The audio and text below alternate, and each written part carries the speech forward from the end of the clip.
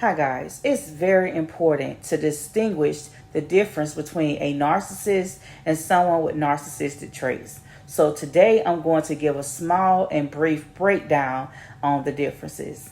Okay, so let's start with someone who has narcissistic traits. While listening to the ways of a narcissist, you're going to hear some familiar things about yourself. What you're going to hear is going to cause you to question yourself. You have now went within yourself and your focus is now internal instead of external. This also means that a seed was planted on the inside of you. Now, even if you reject it, first off, it doesn't mean that the seed has not been planted on the inside of you. If you have allowed yourself to go within yourself, that means that the seed was planted. That means that you are someone who isn't a narcissist, but you did need a narcissist to mirror you back to yourself so that you can go within yourself and soul search. And then there is the narcissist. They have the same opportunity as you do.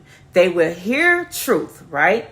You're going to mirror this narcissist's toxic ways back to them, the same way they mirror your toxic ways back to you.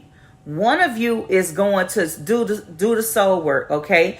Again, you may reject it when you first hear it, but over time, you're going to come to terms with the truth. The narcissist will see this truth, they will hear this truth, and they will continue to reject it. They do not come to terms with the truth.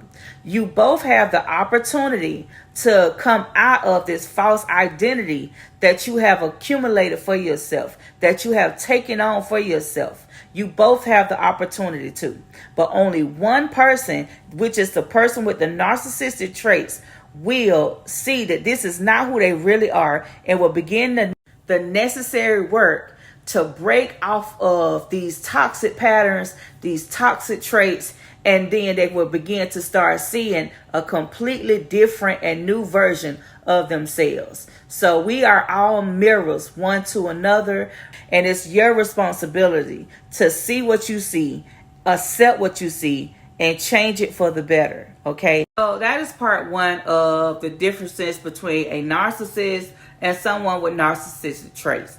Now, this may be a hard truth for you, but at the end of the day, we all carry narcissistic traits. We all have healing to do.